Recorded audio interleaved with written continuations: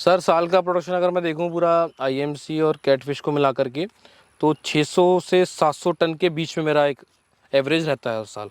साल का प्रॉफिट कितना लेते हैं? सर प्रॉफिट अगर मैं बात करूं खाली अगर मैं फ़िश की हार्वेस्टिंग के ऊपर से तकरीबन तकरीबन मैं 70-72 लाख के आसपास बीच में उसको हमेशा रखता हूं मैं अपना। नमस्कार, मेरा नाम विवेक गौतम है। मैं यूपी के ज़िला अलीगढ़ ग्राम शहरी मदनगढ़ी से हूं। यहाँ पर मेरी हैचरी है और तकरीबन ज़िला अलीगढ़ में तकरीबन मेरे पास 350 बीघा है जहाँ पे मैं अपना फ़िश का कल्चर करता हूँ। मेरी एजुकेशन क्वालिफ़िकेशन की बात करी जाए तो मैंने मास्टर्स कर रखी है मास कम्युनिकेशन में। उसके बाद मैं इस फील्ड में आया। इस फील्ड में आने के बाद मैंने बहुत सी चीज़ें देखी, सीखी और अपने पॉइंट ऑफ व्यू से चीज़ों को बना करके फ़िलहाल मैं बहुत सक्सेसफुल फार्मिंग अच्छी तरीके से कर रहा हूँ। और तकरीबन मेरा 20 से 25 लोग हैं जो मेरे यहाँ एम्प्लॉई हैं, मेरे साथ मेरे भाई हैं मेरे साथ जो काम कर पा रहे हैं और मेरे साथ साथ उनका भी घर बहुत अच्छी तरीके से चल रहा है। फिश फार्मिंग का विचार कैसे आया आपको? सर फिश फार्मिंग का विचार इसलिए आया सर, सबसे पहले तो कि बिज़नेस तो कोई ना कोई करना होता है, पर सर इस बिज़नेस का पहला पॉइंट ये है कि एक फूड चेन का पार्ट है कि आप इंसान सब कुछ करेगा पर खाना नहीं छोड़ेगा। इवन चाहे वो कोरोना लॉकडाउन में देखा होगा आपने, चाहे वो नॉर्मल लाइफ स्टाइल आपकी। उसके बाद दूसरी बात कि गवर्नमेंट का इसके ऊपर एम्फेसाइज आता है, गवर्नमेंट का जोर इसके ऊपर ज़्यादा है। जब गवर्नमेंट जोर दे रही है फूड चेन का पार्ट है, प्रॉफिट अच्छा है, तो ऑब्वियस सी बात है कि मैं इसके थ्रू ही जाऊँगा। ये मेरी सोच थी। शुरुआत कितनी लैंड से करी थी और आज कितनी लैंड है? सर शुरुआत में मेरे पास 2 तालाब थे, 2 एकड़ मोटा मोटा 10 बीघा था और फिलहाल मेरे पास सर तकरीबन 350 बीघा है। सर साल का प्रोडक्शन अगर मैं देखूं पूरा आईएमसी और कैटफिश को मिला करके तो 600 से 700 टन के बीच में मेरा एक एवरेज रहता है हर साल। साल का प्रॉफिट कितना लेते हैं? सर प्रॉफिट अगर मैं बात करूं खाली अगर मैं फ़िश की हार्वेस्टिंग के ऊपर से देखूं तो तकरीबन मैं 70-72 लाख के आसपास बीच में उसको हमेशा रखता हूं मैं अपना, खाली फ़िश हार्वेस्टिंग को लेकर मैं। ये जो आपने सिस्टम किया है इसको क्या बोलते हैं और क्या इसका फ़ायदा होता है? सर ये वैसे पॉन्ड कल्चर है, ट्रेडिशनल कल्चर है अपना इंडिया का। जैसे फ़िश कल्चर होती हैं और भी कल्चर बहुत होते हैं जैसे बायोफ्लॉक आ रहे हैं ऐसे, पर उनसे थोड़ा अलग है। इसमें फ़िश को लिए के लिए एरिया अच्छा मिलता है, एक नेचुरल हैबिटेट है और इसके लिए थोड़ा ये है कि सीधी बात है इसमें टेक्निकलिटी बहुत कम है। जैसे आरएएस और बायोफ्लॉक में बहुत टेक्निकलिटी होती है जो नॉर्मल किसान कर नहीं पाएगा, चीज़ें समझ नहीं पाएगा, इसमें उतना सब कुछ नहीं है। कितना समय देते हैं आप? सर मैं इसको सीधी बताऊँ तो मैं इसको पूरा समय देता हूँ। मेरे लिए पार्ट टाइम कुछ नहीं है। इस बिज़नेस के पॉइंट ऑफ व्यू से मेरा पूरा वक्त इसी के लिए होता है, चाहे वो सुबह शाम दिन में। मैं ये नहीं कहूँगा कि कोई दिन मेरी छुट्टी है। मेरी हाँ, मेरे साथ जो काम करते हैं मेरे भाई जो काम करते हैं उनकी भले छुट्टी हो जाती होगी महीने में, पर मेरी इसमें 24/7 काम रहता है, मेरी पूरा दिन फोकस रहता है। जब आपने काम शुरू करा था जी तो आपको पता था कि मैं यहाँ तक पहुँच जाऊँगा? कॉन्फिडेंस था मन में? सर, कॉन्फिडेंस तो था, पर हाँ ये था कि चीज़ें इससे और बेहतर करने की उम्मीद और थी और जो अभी चल रही है, मतलब जो मैंने सोचा है वहाँ तक शायद मैं फ़िलहाल हूँ नहीं। मैंने सोचा इसके लिए और बेहतर है, मैं उसको और बेहतर करने की उम्मीद में ही लगा पड़ा हूँ अभी। शुरुआत में समस्याएं आपको क्या क्या आई थी? सर शुरुआत में सबसे सबसे बड़ी समस्या जो आई थी, जो मुझे सीड जो मिला था, जो मैंने सीड पूरा वेस्ट बंगाल से मंगाया था, वो सारा सीड सर, सबसे पहली बात तो सीड की जो क्वालिटी थी वो बहुत ही इन्फीरियर थी, मतलब बहुत ही बेकार थी। दूसरी बात ये सर उसमें मोर्टेलिटी काउंट हुई मेरे लिए बहुत ज़्यादा। और दूसरी बात सर ये भी कह सकते हैं कि जो जिस तरीके से मेरे को उम्मीद थी उस सीड से, वो उस तरीके से खरा नहीं उतरा उस पर। तो ये जो आपने लैंड लिया लीज पे ली हुई है, खुद की अपनी है सर? सर जिसमें इस पूरे में ज़्यादा नहीं सर, तकरीबन 50 बीघा मेरे पास खुद के लिए लैंड है जो मैं सुबह कर पा रहा हूँ। बाकी बाद जितना भी जो भी एरिया बचता है मेरा, वो सारा सर गवर्नमेंट लीज पे चल रहा है मेरा, जो पूरा 10 साल की लीज़ है मेरी गवर्नमेंट से। अगर अगर कोई 1 एकड़ से फिश फार्मिंग शुरू करता है तो क्या लागत आएगी और क्या इसका मुनाफा होगा कितने दिन में? सर देखिए, 1 एकड़ को 6 महीने पकड़िए, 6 से 7 महीने पकड़िए, 2 से 2.5 लाख सब कुछ मिलाइए उसमें, digging cost, seed cost, feed cost, depend करता है आप कौन सा फीड डाल रहे हैं। पर हाँ ये कह सकता हूँ कि 1 एकड़ से 6 से 7 महीने बाद 5 लाख रुपए आपकी जेब में एज अ प्रॉफिट काउंट हो सकते हैं। अगर कोई शुरुआत करता है फिश फार्मिंग तो बच्चा कितने लाइन के लिए इसको लेना चाहिए? सर देखिए, जैसे आपने लाइन पूछा है, लाइन का मतलब होता है कि 1 केजी में कितने बच्चे, इसको हम लाइन से कोट करते हैं।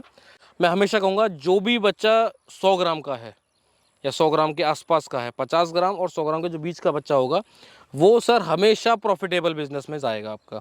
और मैं कह रहा हूँ, अब लोग मुझसे ये भी पूछते हैं कि सर 50 से 100 ग्राम का बच्चा हर जगह मिलेगा भी नहीं, तो सर तभी मैं कहता हूँ कि आप अपने पॉन्ड के पास में एक ऐसी नर्सरी बना के रखिए जहाँ आप छोटे साइज़ के बच्चे को ला के स्टॉक करें, उसको 100 ग्राम या 50 ग्राम के आसपास तक लेकर जाएँ, फिर उसको अपने ग्रोथ कल्चर में लेकर के जाएंगे जिसमें आपको रिजल्ट अच्छा मिलेगा।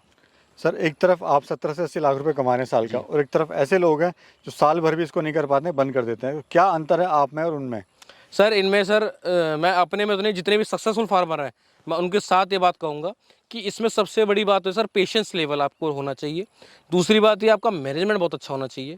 तीसरी बात ये सर कि आपने वही फीड एंड सीड, सर ये तो बहुत अहम पहलू है, फीड और सीड आप अच्छा दे पा रहे हो उन्हें।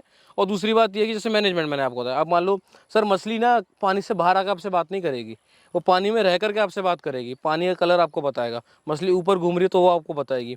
तो जब तक आपको चीज़ें उसको देख के समझ आएंगी तभी आप चीज़ों को राइट टाइम पे राइट डिसीजन ले पाओगे। वरना अगर आप डिपेंड करो कि मुझे पता लगे क्या दिक्कत है, तब तक किसान फेल हो जाता है, मछली की मोर्टिलिटी होती है, उसका सारा लॉस हो जाता है।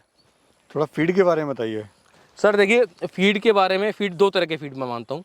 एक होते हैं फॉर्मुलेटेड फीड, फॉर्मुलेटेड जो फॉर्मूला बना करके 5 से 6 चीज़ें डिफरेंट डिफरेंट परसेंटेज में उसको डाल करके उसको बनाने का जो फीड होता है, जैसे कंपनी का आ रहा कॉमर्शियल फीड से हम कहते हैं। तो एक होता है कॉमर्शियल फीड में, एक होता है farm made feed. Farm made feed in the sense ये कि जहाँ आपका फार्म है, जहाँ आपका लोकल अवेलेबिलिटी में जो रॉ मटेरियल आपको मिल पा रहा है उस सबको मिला करके एक डिफाइंड परसेंटेज में आपको प्रोटीन, आपने प्रोटीन फैट परसेंटेज रखा है लोकल मिला करके, उससे हम लोकल फार्म मेड फीड कह सकते हैं। और फॉर्मेट जो कंपनियों का आता है, जैसे आपकी और बहुत सारी कंपनियों का नाम कोट नहीं करूँगा।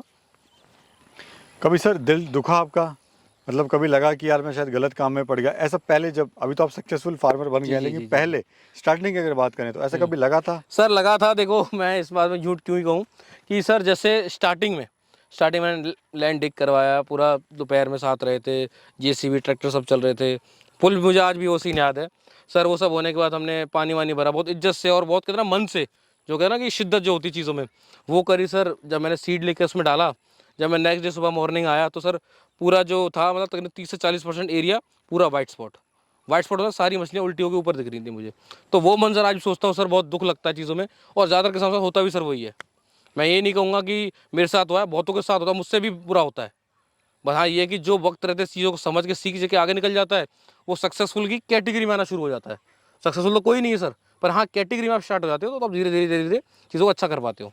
सर अगर इस काम को साइंटिफिकली करें, पूरी मेहनत और शिद्दत से करें जी तो काम कैसा है ये? सर, अगर आप साइंटिफिकली इसको नहीं सर, साइंटिफिकली किसी भी चीज़ को करो आप, तो उसमें प्रॉफिट ही प्रॉफिट है सर।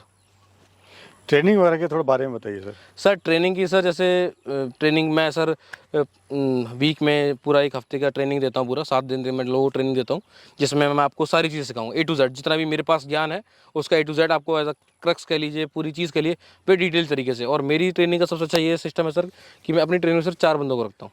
मैं 4 से ऊपर मैं रखता ही नहीं, अगर होगा तो मैं उसको नेक्स्ट वीक में उसको फिर फॉलो करता हूँ, और पर हेड मैं 5000 चार्ज करता हूँ सबसे। अभी कौन कौन सी वैरायटी की मछली है? सर आईएमसी की पूरी वैरायटी है मेरे पास। कैटफिश में जैसे आपका फंगीशियस है, सिंगी है, जैसे मैंने आपको बताया मरल है, जो नॉर्मल अपनी जो वही जो मार्केट में चलती है अपनी, वो मैं अपनी सीट अपने पास रखता हूँ। किसान भाई जब शुरुआत करें मछली पालन की तो किन किन बातों का ध्यान रखें?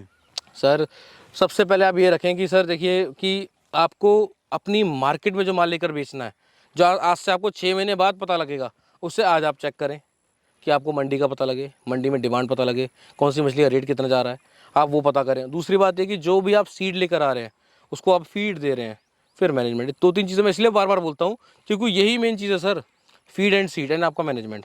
ये 3 चीज़ आपकी अच्छी हैं, आपको मैनेजमेंट में वही काउंट हो गया आपका कि आपने मंडी में पूछा कि कौन सी वैरायटी की क्या रेट और कितना अच्छा मिल पा रहा है हमें।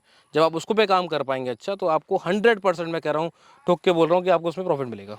हमारे युवा किसान साथियों को क्या कहना चाहते हैं जो बेरोजगार हैं और नौकरी की तरफ भाग रहे हैं? सर मैं उन सबसे ये कहना चाहूँगा सर, देखिए कुछ लोग उसमें फाइनेंशियली सपोर्ट हैं जिसके पास सपोर्ट है, जिसके पास चीज़ें हैं जो कर सकता है, आप स्टार्टिंग करिए सिर्फ 1 एकड़ से। आपको 1 एकड़ में इसका पूरा कितना लेखा जोखा समझ आ जाएगा, इसमें कितना प्रॉफिट है, कितना लॉस है, और मैं कितना बात सच कह रहा हूँ आपसे। चीज़ों को आप देखेंगे तो आपको ये पता लगेगा कि हो सकता है आप मुझसे भी बहुत बेहतरीन कर सकें और बहुत बेहतरीन करके आगे निकलें सर। क्योंकि मैं वो कहता हूँ कि आप जब तक नौकरी कर रहे हैं तो आप अपने घर वालों को पता कि एक फिक्स इनकम में आप दे पा रहे हैं, मुझे पता है बहुत अच्छी लगता है सबको, पर उस फिक्स इनकम का एक ना टाइम फ्रेम है सर, 50 साल, 60 साल, 40 साल, डिपेंड करता है आपको उस काम को कब तक कर पा रहे हैं। उसके बाद जो आपकी नेक्स्ट जनरेशन, जो फ्यूचर जनरेशन आएगी आपके बाद में, उसको भी उसी एक विशेष साइकिल से या फिर उसी पूरी साइकिल से निकल के आगे चलना है। तो मैं ये कहूँगा कि आप एक प्लेटफॉर्म सेट करें, बिजनेस को स्टार्ट करके देखें, चीज़ों को अच्छा करके देखें, मैनेजमेंट अच्छा करें, तो आपको रिजल्ट बहुत बहुत बहुत बेहतर मिलेगा। नमस्कार सर।